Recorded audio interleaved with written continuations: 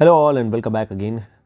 हम लोग इस सेशन में देखने वाले हैं सोर्सेज ऑफ कॉन्स्टिट्यूशन और वन बाय वन करके हम लोग कॉन्स्टिट्यूशन के अब आर्टिकल्स और जो प्रोविजंस है उनको डिस्कस करना शुरू करेंगे। हम लोग डिस्कस कर रहे हैं पॉलिटी की सीरीज़ और ये सीरीज़ यूपी हायर कमीशन के असिस्टेंट प्रोफेसर के पेपर नंबर 1 जनरल नॉलेज की सीरीज़ के तहत है।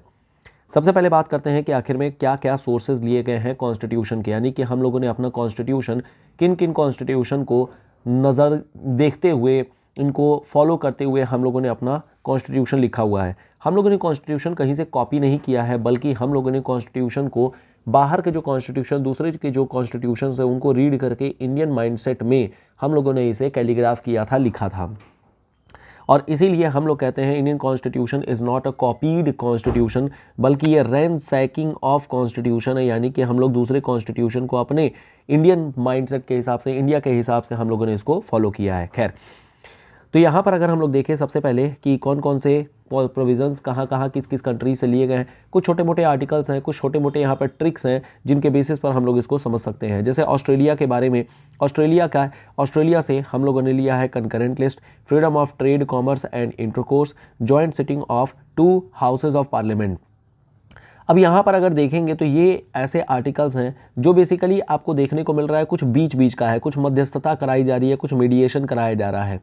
जैसे मान लो जॉइंट सिटिंग का मतलब होता है, आगे हम लोग देखेंगे कि अगर मान लो लोकसभा और राज्यसभा दोनों के बीच में सहमति नहीं बनती है तो दोनों को बुलाया जाता है और फिर मीडिएशन किया जाता है, तो एक तरीके से दोनों की जॉइंट सिटिंग हो जाती है। सेम वैसे ही कंकरेंट लिस्ट जो यूनियन में नहीं होता है या स्टेट में नहीं होता है, वो दोनों में ही होता है, तो उसको बोलते हैं कंकरेंट लिस्ट। तो आप इसको याद कर सकते हैं मीडिएशन या कुछ बीच का। तो जितने भी बीच का वाले होते हैं उनको हम लोग ऑस्ट्रेलिया के कॉन्स्टिट्यूशन से बोरो किए हैं, जैसे concurrent, freedom of trade, commerce and intercourse और जॉइंट सिटिंग। दूसरा हमारे पास है कनाडा। कनाडा के लिए ट्रिक आपको ध्यान रखनी है कि ये यहाँ पर सेंटर डोमिनेटिंग रोल में होता है, सेंटर यहाँ पर डोमिनेटिंग रोल में होता है। जैसे अगर हम फेडरेशन विद स्ट्रॉन्ग सेंटर के बारे में बात करें, फेडरेशन का मतलब होता है जहाँ पर स्टेट अपना एक तरीके से फ्री होता है और वो अपना लॉ मेकिंग सब कुछ कर सकता है, लेकिन यहाँ पर स्ट्रॉन्ग सेंटर दिया गया और हमारी ट्रिक भी यही कह रही है कि जहाँ पर भी सेंटर डोमिनेटिंग रूल में होता है वहाँ कनाडा का कॉन्स्टिट्यूशन बोरो किया गया होगा। जैसे रेसिडुअरी पावर है, रेसिडुअरी पावर का मतलब होता है कि अगर मान लो यूनियन लिस्ट हो गई, स्टेट लिस्ट हो गई और कंकरेंट लिस्ट हो गई, तो अब मान लो यूनियन में कुछ चीज़ें लिखी गई हैं, स्टेट में कुछ चीज़ें लिखी गई हैं, कंकरेंट में कुछ चीज़ें लिखी गई हैं, लेकिन अगर मान लो अलग से कल को AI या आर्टिफिशियल इंटेलिजेंस है, ये किस लिस्ट में जाएगा ये लिखा नहीं गया है। तो जो ऐसे सब्जेक्ट जो मेंशन नहीं है वो ऑटोमेटिकली किसके पास चले जाते हैं, सेंटर के पास चले जाते हैं, यानी पार्लियामेंट के पास चले जाते हैं। तो यहाँ पर भी क्या है, सेंटर डोमिनेटिंग रोल में है, ना कि स्टेट। इसके अलावा जो स्टेट के गवर्नर होते हैं वो सेंटर के द्वारा अपॉइंट किए जाते हैं। Advisory jurisdiction of supreme court, ये सब अपने आप में सेंटर के डोमिनेटिंग रोल को दिखा रहे हैं कि सेंटर किस तरीके से डोमिनेट करती है, सेंटर की ज़्यादा पावर होती है। आयरलैंड के बारे में ध्यान रखिएगा, तो आयरलैंड में DPSP है, ये सबसे इंपॉर्टेंट है और यही सबसे ज़्यादा पूछा भी जाता है। इसके अलावा प्रेसिडेंट का जो इलेक्शन का मेथड है या राज्यसभा में जो नॉमिनेशंस वगैरह होती हैं वो सब आयरलैंड से ही लेकर के आई गई हैं। जापान के बारे में देखेंगे तो प्रोसीजर इस्टेब्लिश्ड बाय लॉ है। USSR में आ जाइए तो यहाँ पर फंडामेंटल ड्यूटी को लिया गया है, जो कि 42वें कॉन्स्टिट्यूशनल अमेंडमेंट एक्ट के तहत हम लोगों ने इंडियन कॉन्स्टिट्यूशन में ऐड किया है। इसके अलावा आइडियल्स ऑफ जस्टिस को हम लोगों ने प्रीएम्बल में ऐड किया है। वो आइडियल्स ऑफ जस्टिस जैसे सोशल, इकोनॉमिक और पॉलिटिकल जो जस्टिस होती है, या आइडियल्स ऑफ जस्टिस हम लोगों ने USSR यानी कि रशिया के कॉन्स्टिट्यूशन से लिया है। UK यानी ब्रिटेन का जो कॉन्स्टिट्यूशन है, यहाँ से जितने भी पार्लियामेंट से रिलेटेड बातें हैं, पार्लियामेंट्री जितने भी प्रोविजंस हैं, जो भी पार्लियामेंट्री प्रोसीजर्स हैं, वो सब हम लोगों ने UK से लिया है। जैसे कि पार्लियामेंट गवर्नमेंट हो गई, या रूल ऑफ लॉ हो गया, लेजिस्लेटिव प्रोसीजर हो गया, सिंगल सिटीजनशिप हो गया, कैबिनेट सिस्टम हो गया, रिट हो गए, पार्लियामेंट्री प्रिविलेज हो गया, या बाई कैमरल। बाई कैमरल का मतलब 2 हाउस होते हैं, जैसे लोकसभा राज्यसभा होती है वैसे ही बाई कैमरल होते हैं। तो इसके लिए ट्रिक है, पार्लियामेंट्री प्रोविजंस जहाँ जहाँ पर भी आपको देखने को मिले वो सब UK यानी ब्रिटेन के कॉन्स्टिट्यूशन से बोरो किया गया है। हालांकि UK का कोई कॉन्स्टिट्यूशन नहीं है, बस उसके सेट पैरामीटर्स हैं, कुछ यहाँ पर डॉक्यूमेंट्स हैं। US में आ जाइए तो US में 2 चीज़ें इंपॉर्टेंट है। फंडामेंटल राइट, ये बिल ऑफ राइट्स से लिया गया है, ये ध्यान रखिएगा। बिल ऑफ राइट्स जो US का हुआ करता था वहाँ से हम लोगों ने बोरो किया है। इसके अलावा जुडिशरी से रिलेटेड जितनी भी चीज़ें हैं वो सारी की सारी US से ही बोरो की गई हैं, जैसे कि independence of judiciary, judicial review हो गया, या फिर सुप्रीम कोर्ट और हाई कोर्ट के जज का रिमूवल हो गया, वाइस प्रेसिडेंट की पोस्ट हो गई, या फिर प्रेसिडेंट का जो इम्पीचमेंट किया जाता है, ये सब यूएस से लिया गया। दो चीज़ें ध्यान रखनी है, फंडामेंटल राइट एंड जुडिशरी से रिलेटेड जितनी भी चीज़ें वो सब हमारी यहाँ यूएस से ली गई हैं। जर्मनी से आ जाइए तो जर्मनी में इमरजेंसी प्रोविजंस लिए गए हैं कि इमरजेंसी के दौरान में फंडामेंटल राइट्स जो होते हैं वो सस्पेंड कर दिए जाते हैं। साउथ अफ्रीका में आ जाइए तो साउथ अफ्रीका में अमेंडमेंट इन कॉन्स्टिट्यूशन लिया गया है, यही एक इंपॉर्टेंट पॉइंट है जो ध्यान रखना है। फ्रांस में आ जाइए तो फ्रांस से हम लोगों ने Republic, word, liberty, equality and fraternity, ये सारे शब्द जो हैं हम लोगों ने फ्रांस से लिए हैं। तो ये हमारे पास हो गए, जितने भी सोर्सेज ऑफ कॉन्स्टिट्यूशंस थे वो हम लोगों ने डिस्कस कर लिए हैं। इसमें से आप लोगों को ध्यान रखना है, रट्टा मारना, और जो कुछ ट्रिक दी गई है इस ट्रिक के माध्यम से आप लोग इसको याद करने की कोशिश करिए। अब हम लोग आगे बढ़ते हैं और नेक्स्ट हम लोग देखते हैं कॉन्स्टिट्यूशन के जो हमारे पार्ट्स हैं। These are again very very important, ये फिर से काफ़ी इंपॉर्टेंट हो जाते हैं। एग्जाम में आपसे डायरेक्ट पूछ लिया जाता है कि फंडामेंटल राइट किस पार्ट में है, या फिर जो स्टेट है, यूनियन है, वो किस पार्ट में आ जाता है। तो पार्ट 1 में अगर आ जाए तो पार्ट 1 में बात किया गया है यूनियन और टेरिटरी को लेकर के। ये बताया गया आर्टिकल नंबर 1 से आर्टिकल नंबर 4 के बीच में, यानी 4 आर्टिकल्स जो है वो यूनियन और टेरिटरी को बताते हैं। दूसरा है नागरिकता यानी सिटीजनशिप, ये हो गई आर्टिकल नंबर 5 से आर्टिकल नंबर 11 के बीच में, ये सिटीजनशिप के बारे में बताता है। फिर हमारे पास आ जाती है फंडामेंटल राइट। ये फंडामेंटल राइट आर्टिकल नंबर 12 से 35 के बीच में है और ये काफ़ी इंपॉर्टेंट है, इसके बारे में तो हम लोग डिस्कस करने वाले हैं। इसके अलावा डीपीएसपी फिर आ जाता है 35 से 51 के बीच में, ये पार्ट नंबर 4 में आती है। ये हो गई आपकी directive principle of state policy, राज्य के नीति निर्देशक तत्व। फिर हमारे पास 42वें संशोधन से 42nd कॉन्स्टिट्यूशनल अमेंडमेंट एक्ट के थ्रू ये हमारे पास फंडामेंटल ड्यूटीज़ आ जाती हैं, जो कि बाद में ऐड किया गया था, इसीलिए पार्ट 4A एक्स्ट्रा यहाँ पर हमें देखने को मिल जाती है।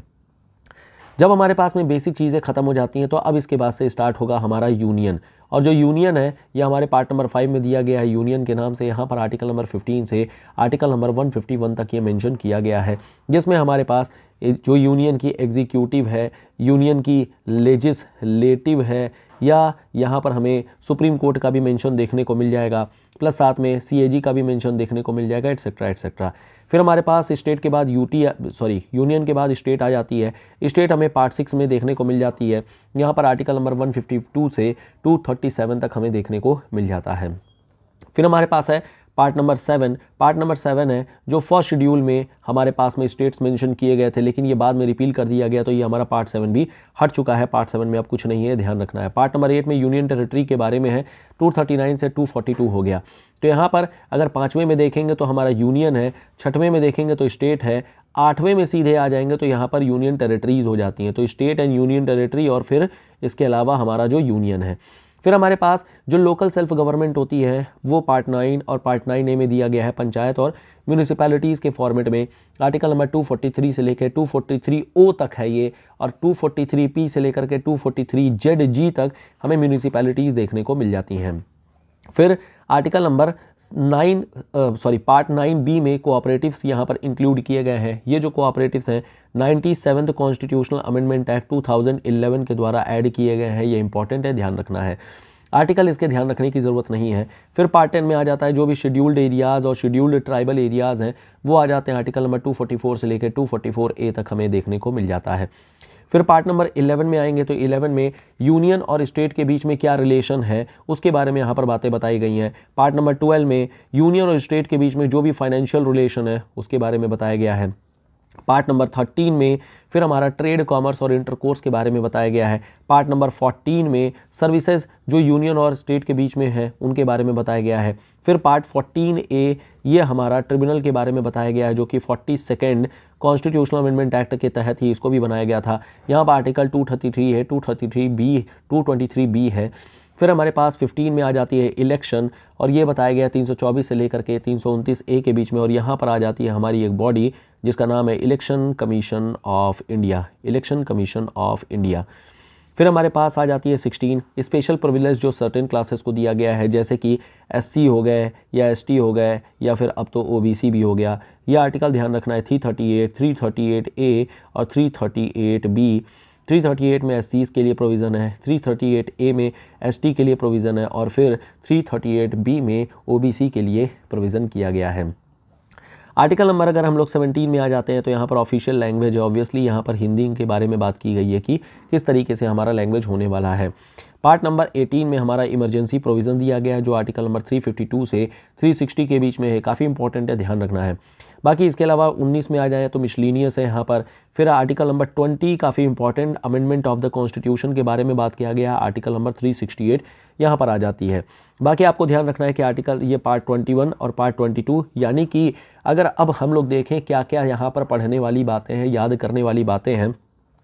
सबसे पहली बात आती है कि आखिर में कितने हमारे पास में टोटल पार्ट्स हैं, तो टोटल पार्ट्स हमारे 22 हो जाते हैं। टोटल पार्ट्स हमारे यहाँ पर 22 हैं, ये ध्यान रखना है आप लोगों को।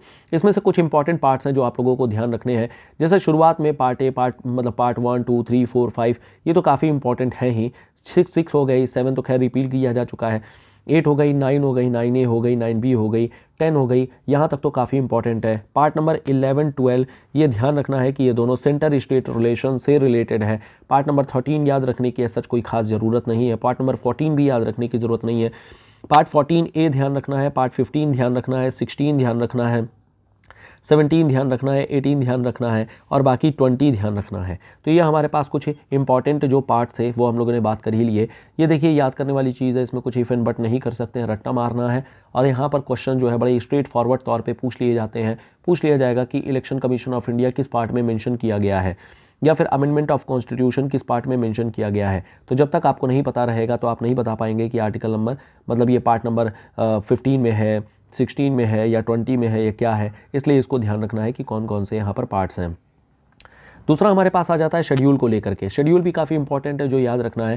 जैसे पहले शेड्यूल में यहाँ पर बात की गई है कि हमारे यहाँ पर इंडिया में कौन कौन से स्टेट रहेंगे, कौन कौन सी यूटी रहेंगी, इन सब का यहाँ पर नाम लिखा गया है। जैसे उत्तर प्रदेश, मध्य प्रदेश, बिहार जितने भी हैं। इसके अलावा यूटी में दिल्ली, चंडीगढ़ हो गया, अंडमान निकोबार, लक्षद्वीप जितने भी है सबका यहाँ पर मेंशन किया गया है। आपको अलग से बार बार लिखने की ज़रूरत नहीं होगी। सेकंड शेड्यूल में आ जाएंगे तो यहाँ पर बताया गया है पैसे के बारे में। तो यहाँ पर बेसिकली सैलरी अलाउंसेस किस तरीके से ली जाती है उसके बारे में लिखा गया है। बाकी इसके जो मेंबर कौन कौन से लोग हैं याद रखने की ज़रूरत नहीं है। इस एग्ज़ाम के लिए कौन कौन से यहाँ पर लोगों का नाम मेंशन किया गया है ये याद रखने की ज़रूरत नहीं है। बस आपको ये ध्यान रखना है कि सेकंड शेड्यूल में सैलरी के बारे में बात किया गया है। अब पैसा ले लोगे तभी ना काम करोगे पहले, तो यहाँ पर पहले पैसे के बारे में बात की गई है। और फिर थर्ड शेड्यूल में बात की गई है ओथ के बारे में कि कौन कौन से लोग किस किस तरीके का ओथ लेंगे, शपथ कैसे लेने वाले हैं और फिर काम करेंगे। ये बिल्कुल याद रखने की ज़रूरत नहीं है आपके एग्जाम के लिए। जब फोर्थ शेड्यूल में देखेंगे, यहाँ देखो 4 इस तरीके से बना है, यानी कि ये सीट के तरीके से बना हुआ है। तो बेसिकली ये राज्यसभा की सीट का लोकेशन बताती है, ध्यान रखना है, काफ़ी इंपॉर्टेंट है। फिफ्थ शेड्यूल में आ जाइए। फिफ्थ और सिक्स्थ में शेड्यूल्ड एरियाज़ के बारे में बताया गया है। फिफ्थ एरिया में शेड्यूल्ड एरियाज़ हैं, बाकी सिक्स्थ एरिया में यहाँ पर ध्यान रखना है मेमिता नाम से। मेमिता का मतलब हो गया मेघालय, मिजोरम, फिर त्रिपुरा और लास्ट में मेघालय हो गया, फिर मेघालय हो गया, मिजोरम हो गया, त्रिपुरा हो गया और फिर असम हो गया। तो ये हमारे पास मेमिता से ध्यान रखिएगा। 4 स्टेट यहाँ पर लिखे गए हैं। अगर यहाँ पर मैं क्विकली अगर बताऊँ कि दोनों में क्या डिफरेंस है शेड्यूल नंबर 5 और शेड्यूल नंबर 6 में। शेड्यूल नंबर 5 में शेड्यूल्ड एरियाज़ को अलग से रिकॉग्नाइज तो किया जाता है, कुछ यहाँ पर लॉज दिए, मतलब यहाँ पर इनको राइट दिए जाते हैं, जैसे एग्जीक्यूटिव राइट हो गई, लेजिस्लेटिव राइट हो गई। लेकिन 6 में एक एक्स्ट्रा चीज़ है, वो ये है एग्जीक्यूटिव लेजिस्लेटिव के साथ साथ इनको फाइनेंशियल भी राइट दिए गए हैं, यानी कि ये लोग टैक्स वगैरह भी वसूल सकते हैं।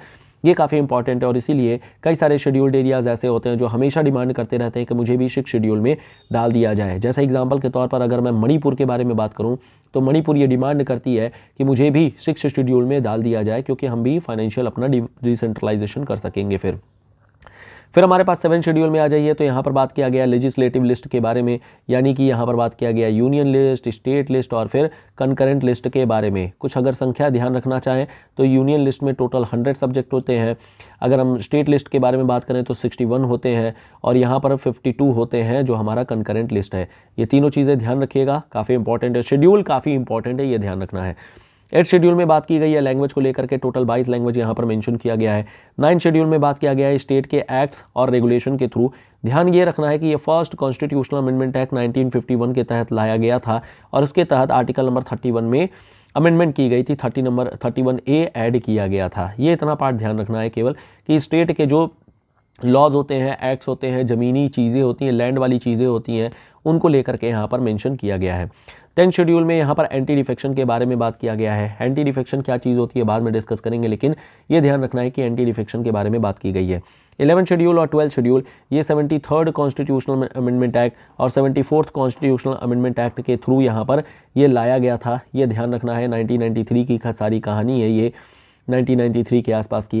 तो यहाँ पर 11th शेड्यूल में बात की गई है पंचायती राज इंस्टीट्यूशंस के बारे में, और जो 12th शेड्यूल है यहाँ पर बात की गई है म्यूनिसिपैलिटीज़ के बारे में। इन दोनों को ही कहा जाता है these are local self government, local self government. तो ये हम लोगों ने शेड्यूल के बारे में देख लिया। शेड्यूल्स अपने आप में काफ़ी इंपॉर्टेंट है और एक क्वेश्चन तो रहने के पूरे चांसेस होते हैं, इसलिए इसको ज़रा ध्यान से देख लीजिएगा। लास्ट पार्ट आ जाते हैं। अब हम लोग जरा जितने पार्ट्स वगैरह हम लोग डिस्कस कर लिए हैं, तो अब हम लोग 1 बाय 1 करके कुछ इंपॉर्टेंट जो आर्टिकल्स हैं उन इंपॉर्टेंट आर्टिकल्स को भी डिस्कस कर लेते हैं। जैसे हमारे पास में सबसे पहले आ जाता है पार्ट नंबर ए।